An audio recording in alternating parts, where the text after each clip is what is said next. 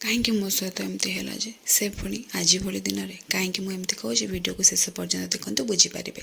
तो सुदशा व्रत पाई मु बहुत ही खुशी थी कहीं ये वर्षर व्रत था मोपाई कि स्पेशल जेहेतु मुझे नुआ व्रत करूली। पूर्व दिन राति मु नुआ शाढ़ी चूड़ी सबकि रेडी करके रखी मेहंदी भी लगे सारी। तो सका मुझे पूरा नुआ शाढ़ी शंखा सिंदूर पिंधिकी रेडी सारी बहुत ही खुशी थी। ता भर आमर माण भी बसी सारी जेहेतु से दिन माण उजुआ था प्रायतः समस्ते माण उजे थे से दिन।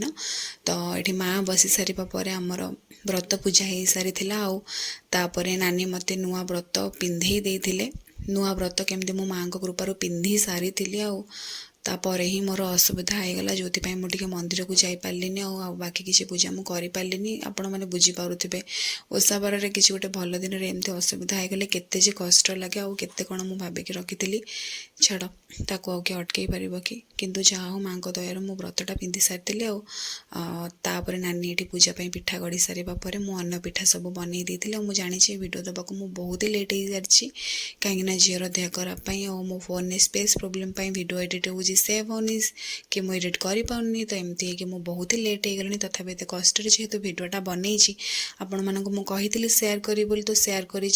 प्लीज बहुत सारा भल पाइबा देबे मु आशा करुँची। तापर ये पिठा सरीबा परे आमर दीपर पूजा सरी जाइथिला नानी ये बही बोल देते। बस आज दिनटा एमती कटिला को मैंने नुआ व्रत कर निहाती मत कमेंट करके जनइबे।